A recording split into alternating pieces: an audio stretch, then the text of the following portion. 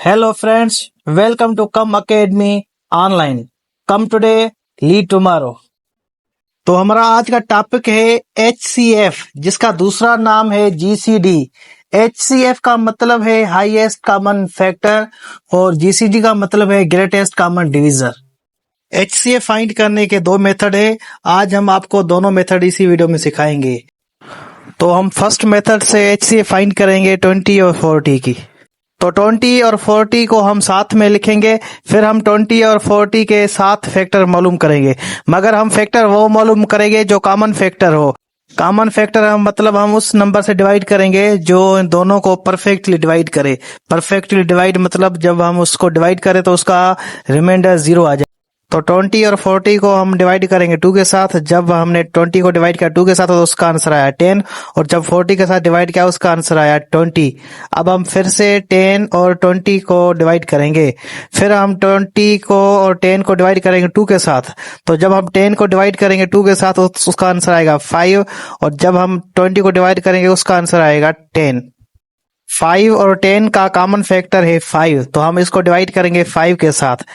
तो हम इसको 5 के साथ डिवाइड करेंगे तो 5 को जब 5 के साथ डिवाइड करेंगे उसका आंसर आएगा 1, और जब हम 10 को डिवाइड करेंगे 5 के साथ उसका आंसर आ जाएगा 2।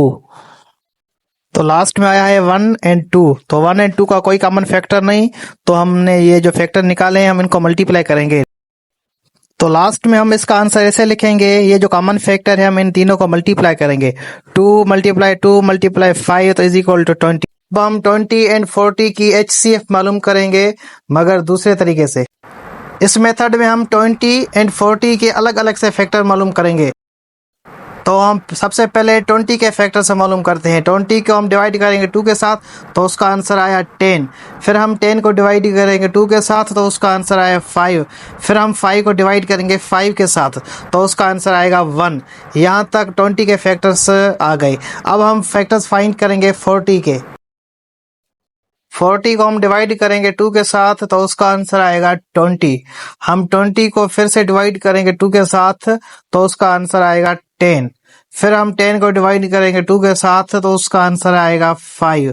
फिर हम 5 को डिवाइड करेंगे 5 के साथ तो उसका आंसर आएगा 1। तो लास्ट में हम ऐसा करेंगे, 20 के फैक्टर्स उसके सामने लिखेंगे, 40 के फैक्टर्स हम उसके सामने लिखेंगे। फिर हम देखेंगे कि इन 20 और 40 में कौन कौन से कॉमन फैक्टर है। तो 20 और 40 के कॉमन फैक्टर निकले 2, 2 और 5। हम लास्ट में इनको मल्टीप्लाई करेंगे तो उसका आंसर आएगा 20। तो 20 हमारी GCD हुई या HCF। तो आज आपने HCF फाइंड करने के दो तरीके सीखे। जो आपको मेथड सही लगे आप उसको follow. Thank you so much. For more videos subscribe our channel. Do come at कम अकेडमी।